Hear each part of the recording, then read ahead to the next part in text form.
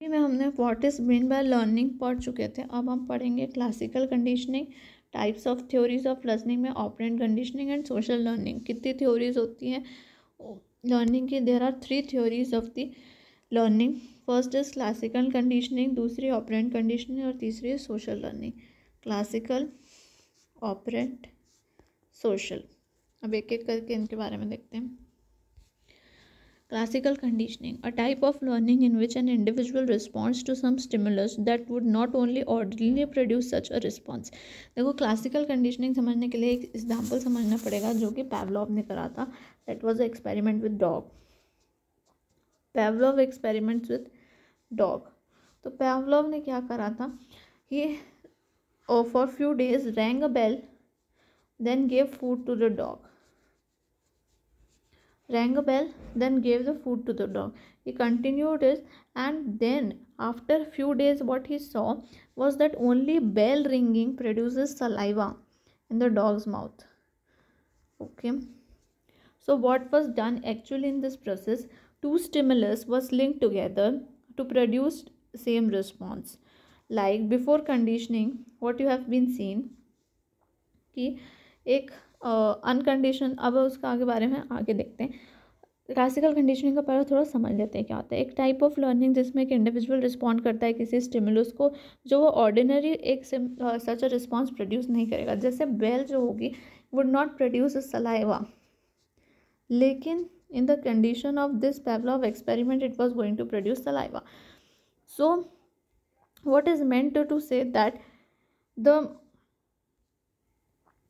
type of learning, two stimulus are linked together, ठीक है, two stimulus were linked together to produce a new response. The most famous classical example of this was Pavlov's experiment with dog who salivated in the response to a bell tone. पैवलोव ने बताया कि जैसे bell बज रही है और हर time जो dog fade हो रहा है तो डॉग ने एसोसिएट कर लिया the sound of the presentation of the food, the sound with the presentation of food. इस साउंड को उसने किसके साथ एसोसिएट किया? फूड के प्रेजेंटेशन के साथ।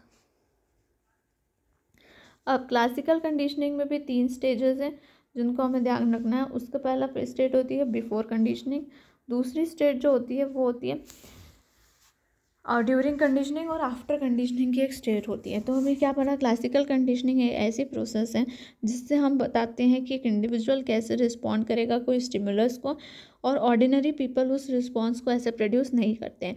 2 स्टिमुलस को एक साथ लिंक करके एक नया रिस्पॉन्स बनता है। मोस्ट फेमस एग्जाम्पल था पैवलोव का, जिसने बेल के साथ एक्सपेरिमेंट रिस्पॉन्स किया सलाइवेशन का, और sounded each time the food was fed. Dog ने एसोसिएट किया साउंड को फूड के प्रेजेंटेशन के लिए। और 3 स्टेजेस हैं। बिफोर कंडीशनिंग की बात करते हैं। बिफोर कंडीशनिंग में अनकंडीशनड स्टिमुलस को, जिसको हम बोलते हैं यूसीएस, अनकंडीशन जो स्टिमुलस होता है उसको हमने क्या किया? लिंक करा with the unconditioned response. Unconditioned stimulus जिसको हम बोलते हैं, जिसके लिए हम लोगों को एक्स्ट्रा एफर्ट नहीं डालने पड़ते, उनको टीच नहीं करना पड़ता, वो होता है अनकंडीशनल स्टिमुलस। जैसे कि फूड एक अनकंडीशन स्टिमुलस है, और अनकंडीशनल रिस्पॉन्स यानी कि सलाइवा। तो unconditioned stimulus produces the unconditional response. ये क्लियर है? अनकंडीशन स्टिमुलस जो होता है वो अनकंडीशन रिस्पॉन्स प्रोड्यूस करता है। A stimulus in the environment has produced a behaviour with respond which is unlearn, यानी कि अनलर्न है मतलब कि उसको सिखाना नहीं पड़ता उस स्टिमुलस को, नेचुरल प्रोसेस है which has not been taught, hence no new behaviour is learn. In unconditioned stimulus produces the unconditioned response. You have not producing any of the new behavior has been learned. Okay, for example कि एक stomach virus है, वो unconditioned stimulus है जो कि आपको nausea create करता है, यानी अनकंडीशनड रिस्पॉन्स। एक जैसे कि कोई परफ्यूम है, वो अनकंडीशनल स्टिमुलस है, वो आपको एक हैप्पीनेस क्रिएट करता है, वो है अनकंडीशनल रिस्पॉन्स। जिस स्टेज जो होते हैं, एक और स्टिमुलस की बात होती है, वो होता है neutral stimulus. Neutral stimulus classical conditioning में कोई भी रिस्पॉन्स प्रोड्यूस नहीं करता है अनटिल उससे अनकंडीशनल स्टिमुलस के साथ पेयर अप किया जाए। इस केस में न्यूट्रल स्टिमुलस क्या होगा? बेल। बेल अब तक कोई इफेक्ट नहीं प्रोड्यूस करेगी जब तक उसको फूड के साथ एसोसिएट नहीं किया जा रहा है। तो हमने क्या पढ़ा कि अनकंडीशनल स्टिमुलस अनकंडीशनल रिस्पॉन्स देता है। अनकंडीशनल स्टिमुलस वो होते हैं जो अनलर्नड होते हैं, जिनको टॉट नहीं किया जाता है और इसके साथ कोई नया बिहेवियर नहीं लर्न किया जाता है। 2 एग्जाम्पल पढ़े, एक स्टमक वायरस का और एक जो दूसरा एग्जाम्पल था वो था परफ्यूम्स का। नेक्स्ट क्लासिकल कंडीशनिंग में हमने पढ़ा न्यूट्रल स्टिमुलस जिनके साथ कोई रिस्पॉन्स नहीं है। ठीक है, अब ड्यूरिंग कंडीशनिंग की बात करते हैं। दिस स्टेज में एक स्टिमुलस जो होता है वो कोई रिस्पॉन्स नहीं प्रोड्यूस करता है अनलेस उसे अनकंडीशनल स्टिमुलस के साथ लिंक किया जाए। जैसे कि न्यूट्रल रिस्पॉन्स जो था वो था बेल। बेल को हमने लिंक किया अनकंडीशनल स्टिमुलस के साथ जो कि था हमारा फूड, और फिर उसने प्रोड्यूस किया कंडीशन स्टिमुलस यानी कि वो था सलाइवा। अनकंडीशनल स्टिमुलस के साथ प्रोड्यूस किया तो अनकंडीशनड स्टिमुलस उसको प्रोड्यूस करा, तो that was called as during conditioning. एक एग्जांपल है कि कोई स्टमक वायरस जो मैंने बोला था अनकंडीशनड स्टिमुलस है, उसे अगर कोई चॉकलेट खाने से लिंक कर दिया जाए जो कंडीशनड स्टिमुलस है, और जैसे कि अनकंडीशनल स्टिमुलस को परफ्यूम था उसको हम लिंक कर दे कोई स्पेसिफिक पर्सन से कि ये कंडीशन है कि ये पर्सन इसको लगाता है। क्लासिकल कंडीशन जब इफेक्टिव होती है जब कंडीशन स्टिमुलस जो होता है वो अनकंडीशन स्टिमुलस से पहले आता है। मतलब क्या था, कंडीशन स्टिमुलस हमारा कौन सा है,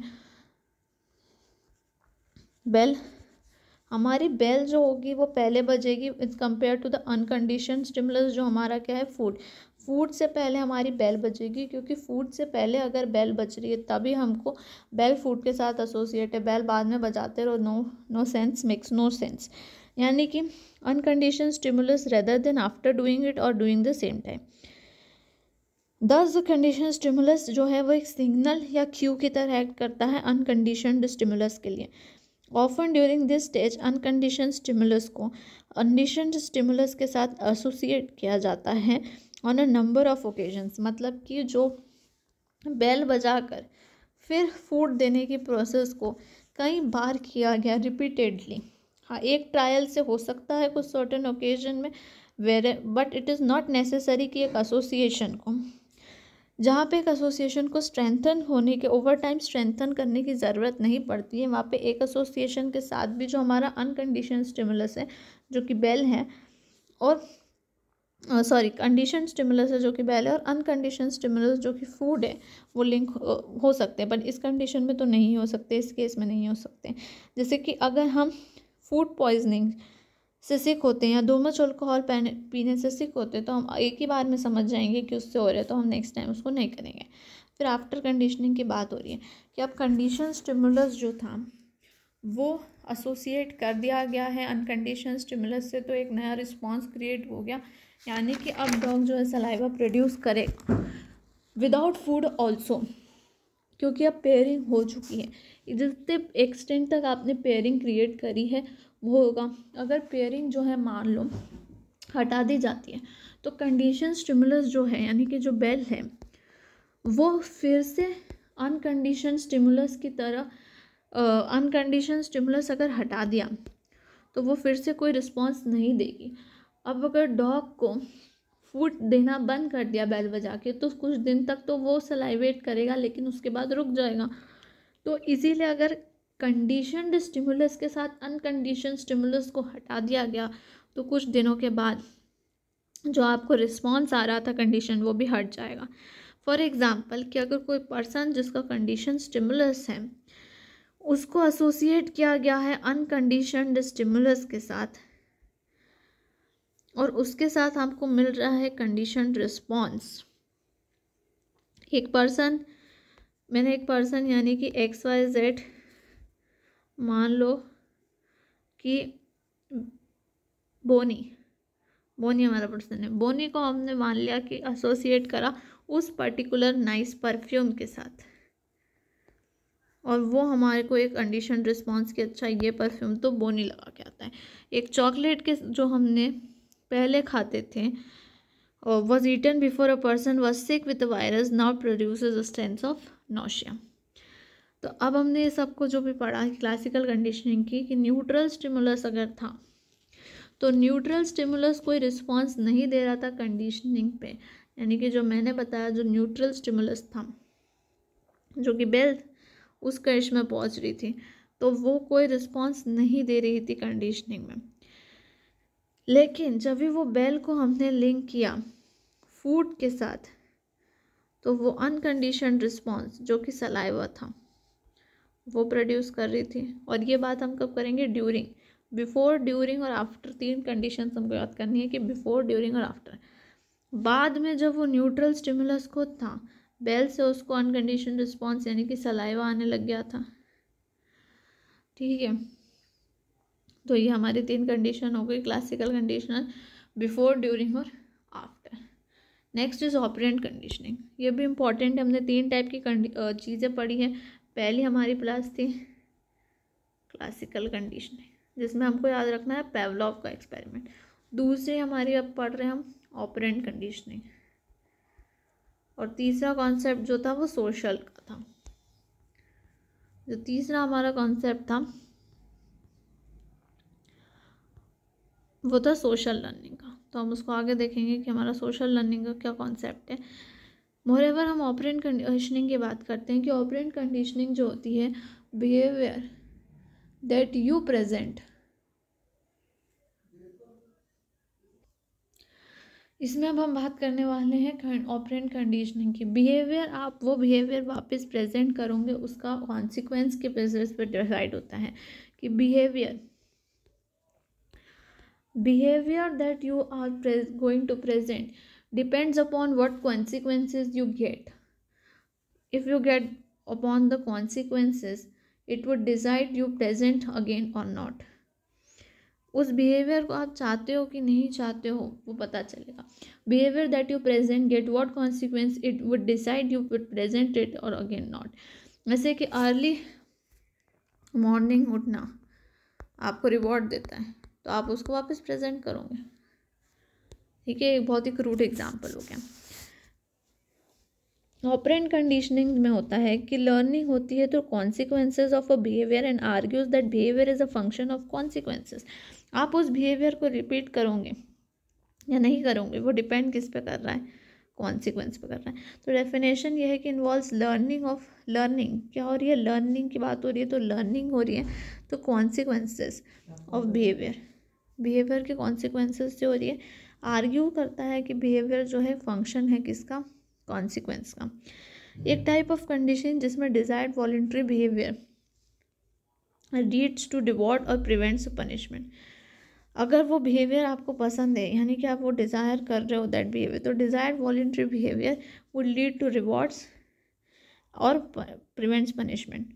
या तो पनिशमेंट हटा देंगे या तो रिवॉर्ड दे देंगे आपको उस बिहेवियर का, अगर वो आपको वॉलंटरी बिहेवियर है। इट इज़ वॉलंटरी और learn in contrast to reflexive और अनलर्न बिहेवियर्स। रिफ्लेक्सिव बिहेवियर क्या होते हैं? इनवॉलेंट्री रिफ्लेक्सिव बिहेवियर वो बिहेवियर होते हैं जो कि टीच नहीं किए जा सकते। और जो वॉलेंट्री या लर्न बिहेवियर हैं उनकी बारे में बात हो रही है इसमें ऑपरेंट कंडीशनिंग में। The tendency to repeat a behaviour is influenced by the reinforcement और lack of reinforcement brought by the consequence of the behaviour. उस बिहेवियर के कॉन्सिक्वेंस पे जो भी चीज़ें होगी या तो रीइंफोर्समेंट किया जाएगा या फिर रीइंफोर्समेंट नहीं किया जाएगा। रीइंफोर्समेंट का मतलब होता है अगर आपको वो चीज़ वापस चाहिए रिपीट होने के लिए तो आप उसको रीइंफोर्स करोगे। अब वो पॉजिटिव भी हो सकता है नेगेटिव भी। पहले कुछ टर्म्स की बात करते हैं। Neutral operant, responses from the environment that neither increases nor decreases the probability of a behavior being repeated. I eat chocolate with hands. ठीक है, ये मैं करती हूँ कि मैं चॉकलेट को क्या करती हूँ?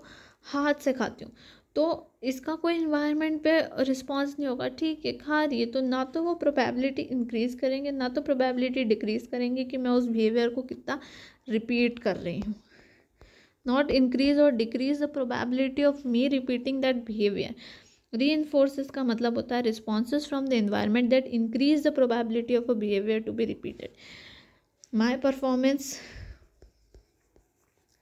दिस ईयर, मान लो अगर इस साल मेरा परफॉर्मेंस 50% इंक्रीज़ हुआ है, तो अब लोग चाहते हैं कि मैं उसे फिर से रिपीट करूं, तो या तो वो रीइंफोर्समेंट करेंगे, मतलब वो चाहते हैं कि मैं उस बिहेवियर को वापस से क्या रिपीट करूं, which increases the reinforce responses from the environment that increases the probability of a behaviour to be repeated. जब probability of a behaviour to be repeated बढ़ा देते हैं तो आप रीइंफोर्समेंट से। पनिशमेंट मतलब कि मैं बहुत रूडली बात करती हूँ, समझ लो, किसी ऑर्गेनाइजेशन में, तो रिस्पॉन्सेज मुझे मिल रहे हैं एनवायरनमेंट से जो डिक्रीज़ कर रहे हैं, कि मैं कोशिश कर रहे हैं कि वो मैं बिहेवियर जो हो वो डिक्रीज़ करूँ, of a behaviour being repeated, कि वो चीज़ मैं वापस रिपीट नहीं करूँ। पनिशमेंट जो होता है उस बिहेवियर को क्या करता है, वीकन करता है।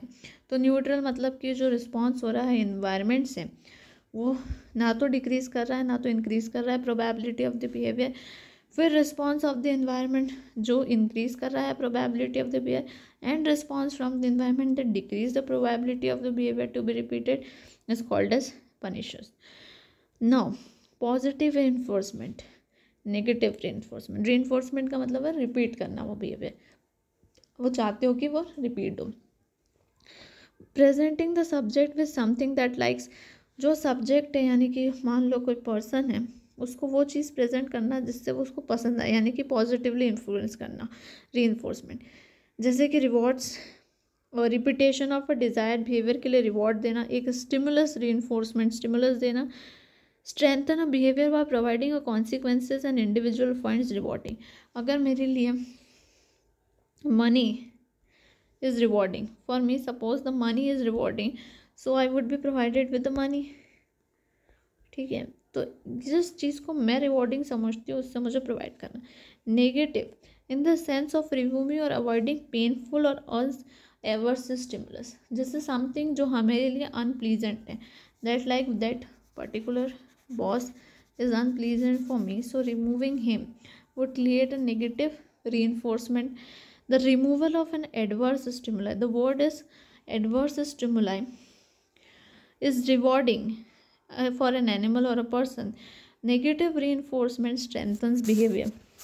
Negative reinforcement what strengthens the behavior because it stops or removes unpleasant experiences. Unpleasant experiences को हटा दिया गया है negative reinforcement की तरह।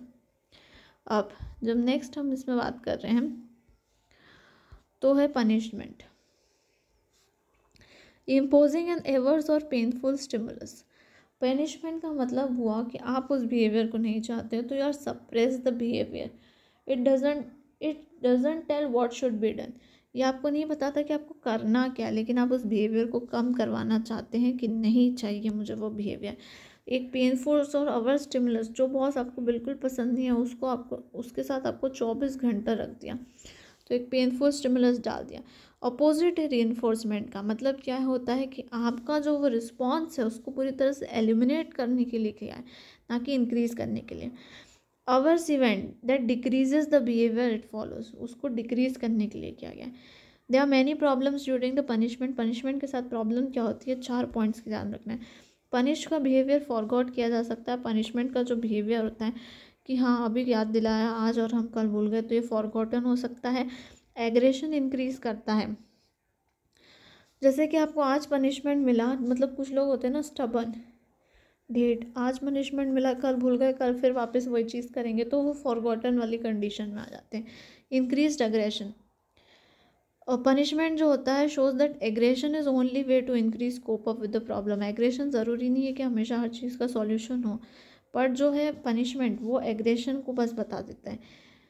Create fear that generalize to undesirable behaviours, यानी कि स्कूल में इतना पनिशमेंट मिलता है कि बच्चा स्कूल जाना ही बंद कर देता है। So that was a fear that generalises an undesirable behaviour, that is fear of school. Does not necessarily guide towards desired behavior. Reinforcement tells you what to do, punishment only tells you what not to do. आपको कोई behaviour की तरफ guide नहीं कर रहा, आपको क्या नहीं करना है ये नहीं बता रहा है वो पनिशमेंट। अब प्राइमरी रीइंफोर्सर्स जो होते हैं नेचुरली रीइंफोर्सिंग होते हैं, जो आपकी नीड्स को सेटिस्फाई करते हैं, जो आपने मैस्लोज हायरार्की ऑफ नीड्स में जो बेसिक लेवल पे नीड्स पढ़ी थी, फिजियोलॉजिकल नीड्स, बेसिकली उनको सेटिस्फाई करते हैं।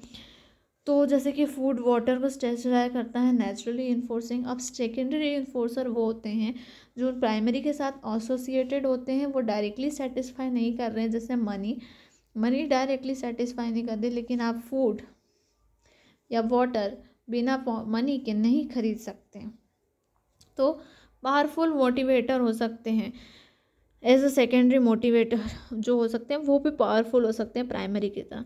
अब चार्ट को देखेंगे, पनिशमेंट का मतलब है कि हमें वो बिहेवियर नहीं चाहिए। पनिशमेंट पॉजिटिव हो सकता है, मतलब कि adding something to decrease behaviour, किसी चीज़ को ऐड करके उस बिहेवियर को हटाना, नेगेटिव में सब्ट्रैक्ट करके उस बिहेवियर को हटाना। रीइंफोर्समेंट हम चाहते हैं कि वो बिहेवियर इंक्रीज हो, तो adding something to increase behaviour, subtracting something to increase the behaviour. Now next topic is a shaping behaviour. Shape कौन करता है? हम जब छोटे होते हैं तो हमारे बिहेवियर को हमारे पेरेंट्स शेप करते हैं। बड़े होकर हम जिसके साथ रहते हैं ऑफ ऑर्गेनाइजेशन में, हमारे सीनियर्स, वर्कर्स, उनसे हमारा बिहेवियर जो होता है शेप होता है। शेपिंग जो है systematically reinforcing is a systematically reinforcing each successive step that moves an individual close to the desired response. Each successive step that moves the individual close to the desired response. इसको हम इस तरह से याद करेंगे, ये स्टेप्स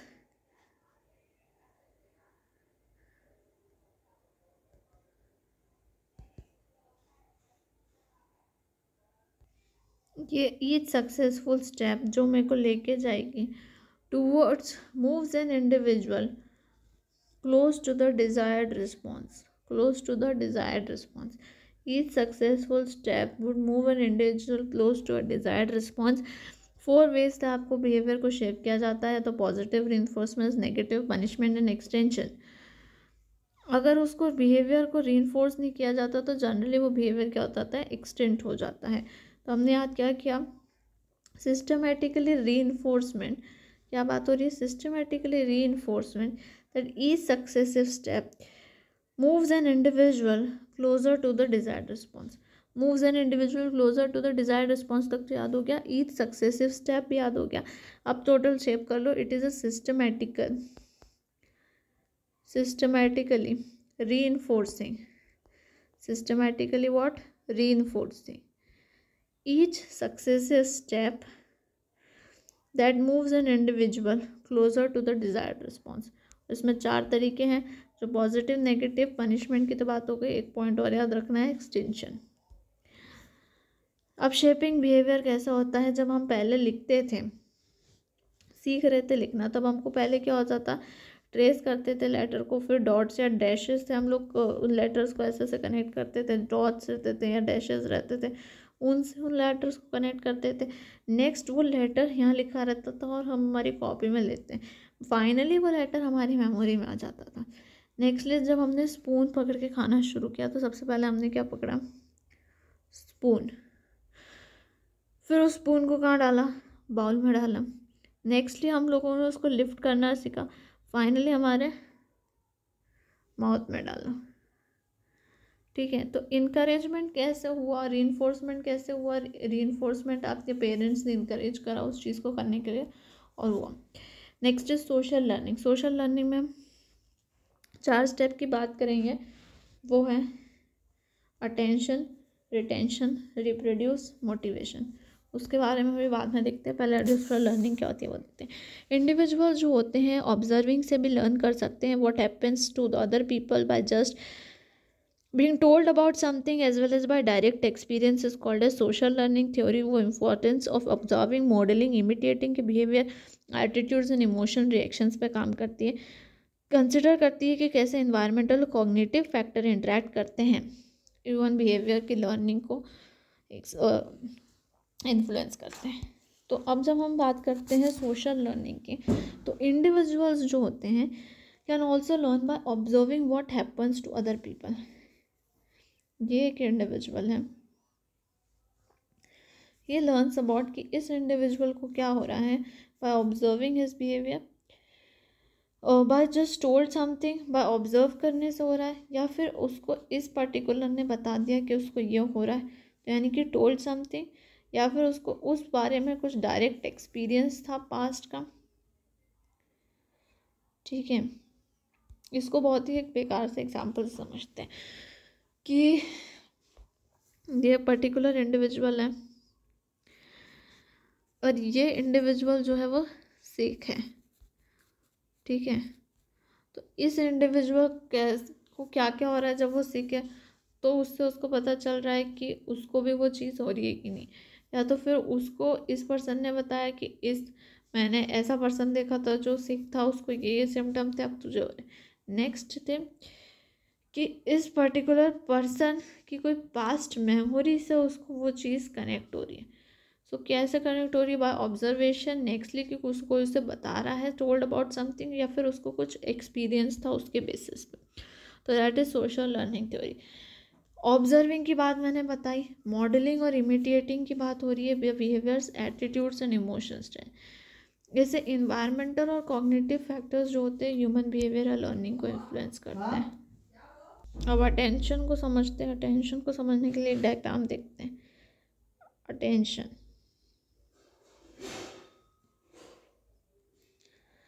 फिर उसके बाद है आपका रिटेंशन, उसके बाद है रिप्रोड्यूस,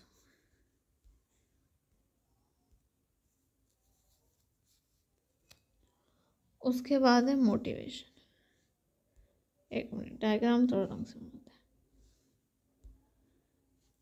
अटेंशन,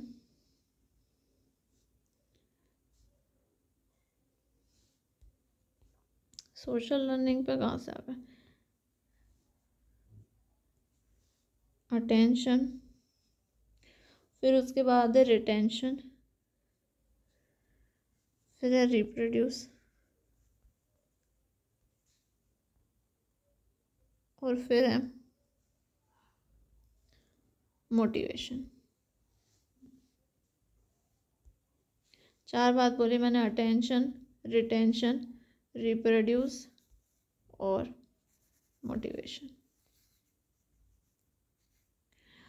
अटेंशन मतलब कि किसी बिहेवियर आप बहुत सारे स्टिमुलस से इनकाउंटर करते हैं, multiple times you come across many of the stimulus, okay, but it is to grab your attention, then only आपकी मेमोरी में वो स्टिक ऑन रहेगा। So for a behaviour to be imitated it needs to grab our attention. हम बहुत सारे attention को daily basis पे करते हैं, but all of them are not noteworthy. Retention मतलब कि कितना आप उसको याद कर रहे हो, how much that behaviour is remember retaining in our minds. जैसे कि यूट्यूब एड्स हर कोई स्किप करता है, how much time that remember it. So it is important कि वो memory of the behaviour is form to perform later the observer. अगर imitation immediate नहीं है तो उसको बहुत इंपॉर्टेंट है उस स्टेप के लिए रिटेंशन, जब तक वो याद रहे, बिहेवियर जो है वो याद रहे। नेक्स्ट इसमें जो है वो है रिप्रोडक्शन। रिप्रोडक्शन मतलब कि limited by the physical abilities, कि आप उसको वापस से कॉपी करना है, डिमॉन्स्ट्रेट करना है, सबसे सब कुछ नहीं हो सकता, ये बात का ध्यान रखते हुए कि ability to perform the behaviour that is demonstrated, वो जो डिमॉन्स्ट्रेशन क्या है उसको वापस से करना। We see much on a daily basis behaviour that we would like to imitate, but वो हमेशा पॉसिबल नहीं होता है, हमारी फिजिकल कैपेबिलिटीज़ होती हैं। This influences our decision whether to try and imitate it और नॉट। मोटिवेशन हम लोग करेंगे वो बिहेवियर कि नहीं, मोटिवेटेड है कि नहीं, वो हमारे रिवॉर्ड्स और कॉस्ट बेनिफिट एनालिसिस पे बेस्ड है। हम उस बिहेवियर को परफॉर्म करेंगे कि नहीं करेंगे। The will to perform the behaviour, rewards and punishment उस बिहेवियर के साथ कंसिडर किए जाएंगे बाय द ऑब्जर्वर। अगर परसीव्ड रिवॉर्ड्स जो होते हैं वो परसीव्ड कॉस्ट से ज़्यादा हैं तो हम उस बिहेवियर को इमिटेट करेंगे मोस्ट लाइकली। अगर रिवॉर्ड्स इतने इंपॉर्टेंट नहीं हमें दिख रहे हैं तो फिर हम उस चीज़ को क्या करेंगे, इमिटेट नहीं करेंगे। तो हमने क्या क्या पोजीशन पढ़ी, पहले अटेंशन, फिर था रिटेंशन, फिर था रिप्रोडक्शन और फिर था मोटिवेशन। सो ये 4 स्टेप्स हमने पढ़े इसमें, और इसके साथ पूरी पीपीटी ख़त्म हो जाती है।